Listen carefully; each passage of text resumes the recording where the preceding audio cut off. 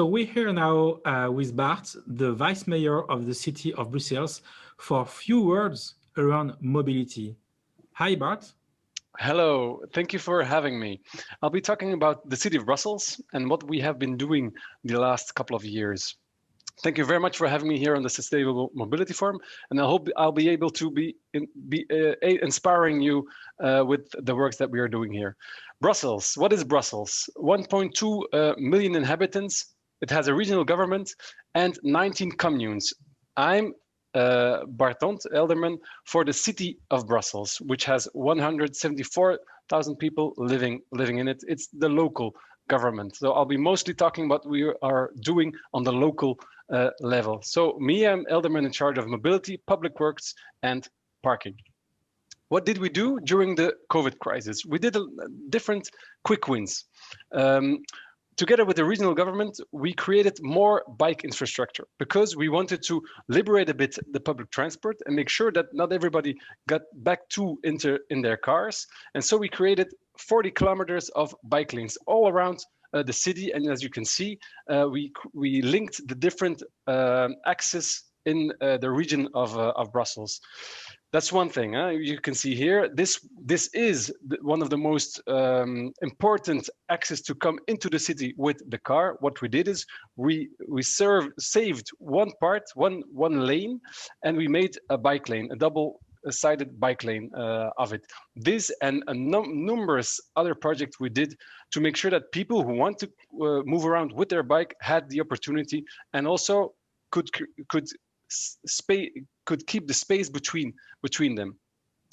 Another thing we did was we wanted to have more green space, and in Brussels we have a big park forest, Bois de la Cambre, and what we did is, as you can see in the pictures, it evolved around the centuries, and we are now at the last picture.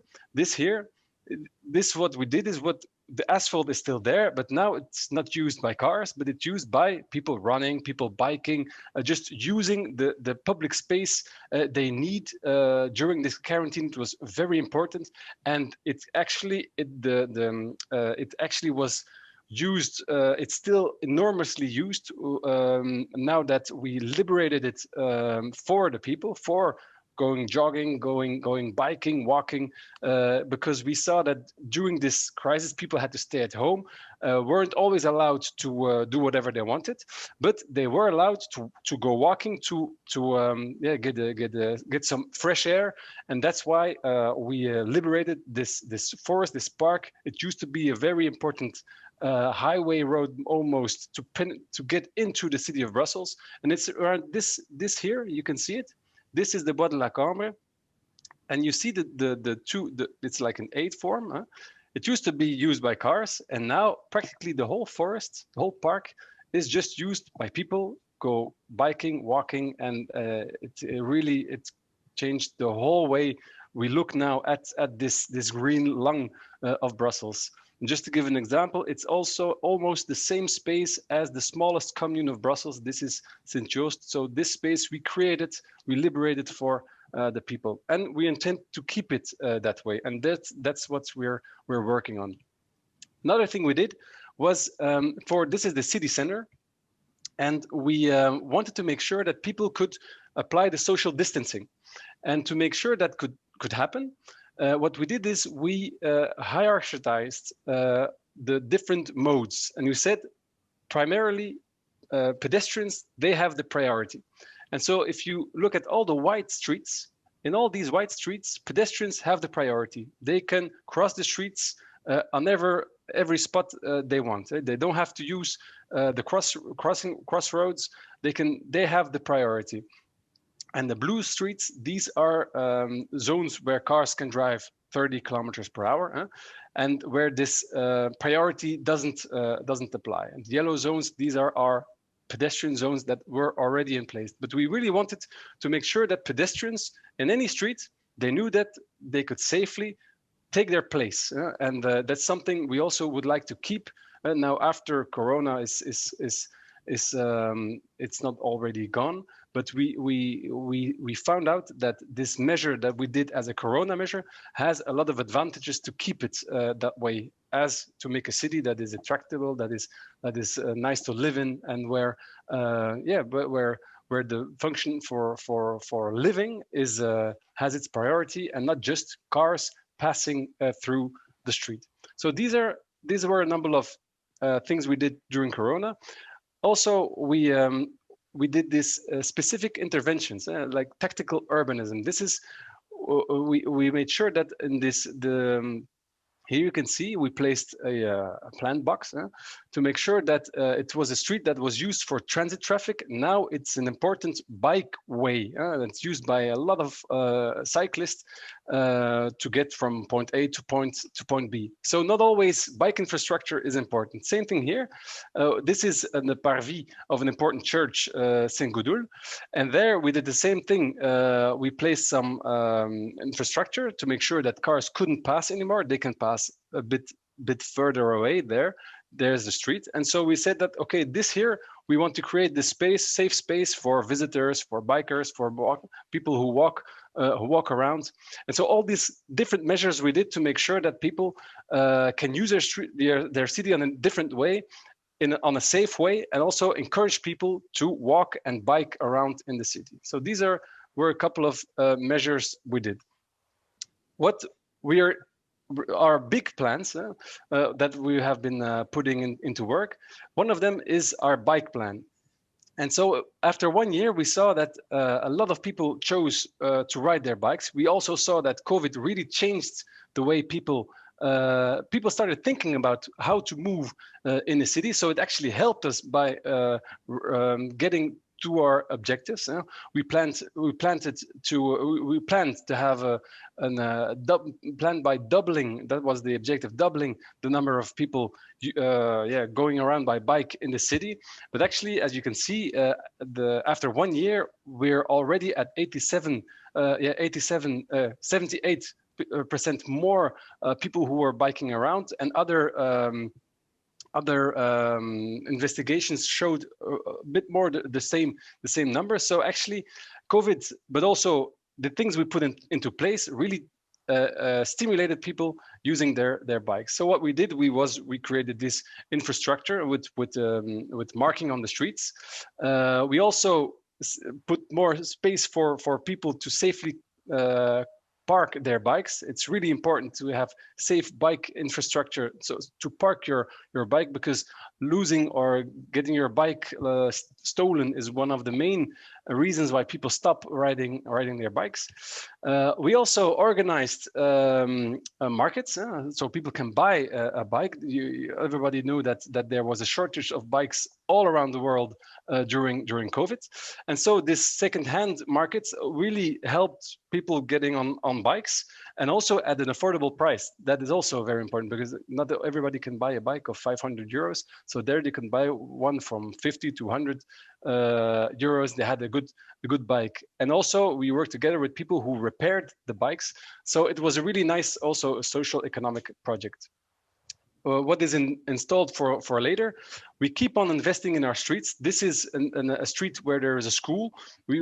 Around schools, we really try to create this low traffic streets where you safely can put your kids off and going to school, that they can go to school walking, cycling, etc. Here you can see we prepared bike infrastructure. Same thing here. This is a street where now it's just car lanes and parking space. And now we are going to change that. We're going to put some extra trees, more green space, separated bike lanes. Talk one word about our neighborhood traffic plan. So this is something we're working on, and one of the principles that we're trying to implement is the stop principle. It's saying we're not excluding any mode. Everybody is welcome in our city, but we prioritize, we hierarchize. First, we look at how we can improve things for pedestrians, then bikes, public transport, and then cars.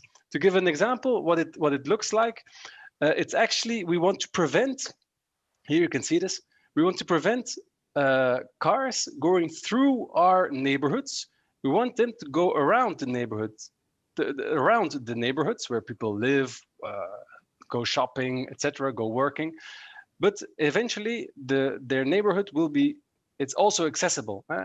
It's changing the way we organize our streets to make sure that a lot of people can. It's more safer to bike, more safer to walk, and we create extra space for shopping, space for just walking around, space for kids playing in the streets, etc. And this is a project that we are working on. We're not doing this from our ivory tower. No, we really launched a platform, and we had around a small thousand input. We kept it via the platform that was citizens who said what is working well, what's not working in the city center. And with that input, we're going to put in place different mobility measures, a new circulation scheme that encourages this stop principle. So that first walking, biking, public transport, and then cars, because we'll always have cars driving around in our city. We just want them to have their destination in the street, in the city center. If your destination is there, you're welcome. But if it's not your destination, well, better to go around the neighborhood. That's a bit of the principle that's behind our neighborhood traffic plan. So we launched this whole procedure to make sure that people really could tell what they think, to have their input on the. We launched this whole procedure of participation, and we're creating this new circulation scheme together.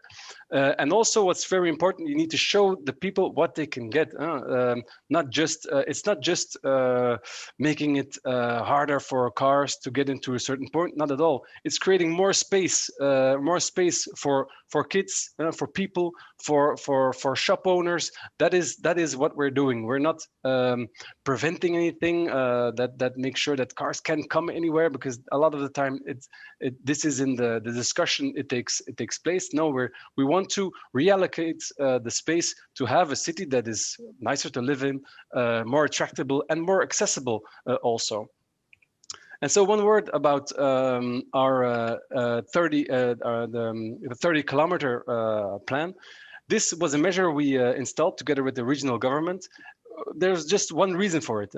It's the chance of survival when you get hit by a car that drives 30 kilometers per hour is 9 out of 10.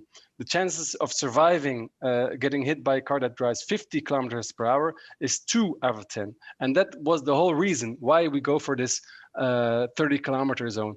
And actually, we saw that after a couple of weeks, most of the people, they respect this limitation. And I think that was also because in a city, people in general don't drive 50 kilometers an hour. Actually 30, and that's what we saw also, is the medium kilometer, the speed you drive when you drive with a car.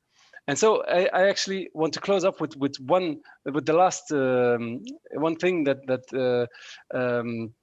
the people, the organizers asked me. It was about innovation, and I'm going to show you something that's not at all innovative, maybe, but is key in any mobility transformation you want to realize, and that is the local bike patrol. They really helped of changing the way that people move around in the city. They were there, they're at the streets. They explain why the rules of the game have changed a bit, why they have to make sure, why the cars have to take into account the fact that there are pedestrians. You can't just park your car on the sidewalk. You can't just park your car on a